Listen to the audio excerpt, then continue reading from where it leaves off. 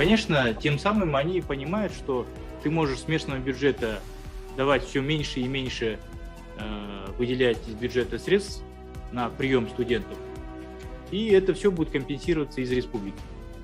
Это демотивирует местные исполнительные органы вообще развивать техническое и профессиональное образование. А те регионы, которые изначально много выделяют, они получают из республиканского бюджета намного меньше. То есть это их тоже демотивирует. Поэтому поручаю полностью пересмотреть эти подходы. В те регионы, которые выделяют меньше, мы их поддерживать.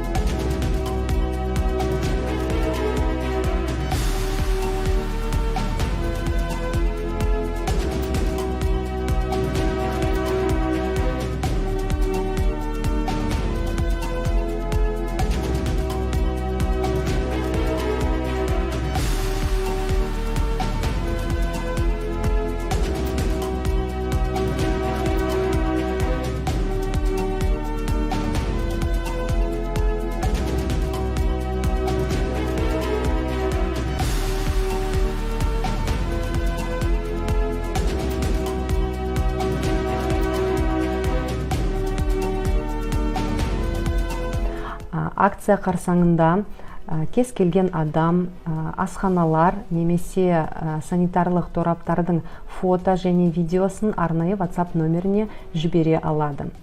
Немесе осы видеоларды Instagram парақшасына салып, балаға лайық хэштегпен бізге жібере алады. Осы акцияның басты мақсаты бұл мектепті жақсартуға.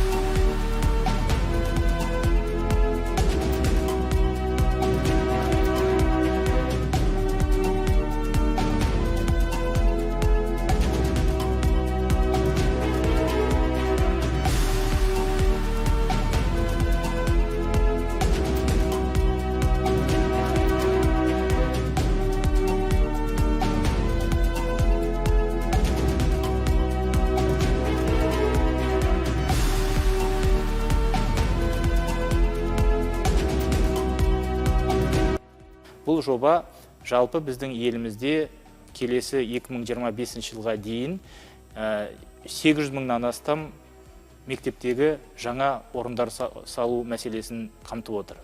Бұл енді көп мектептер емес, көп заманауи жақсы мектептер салу мәселесі.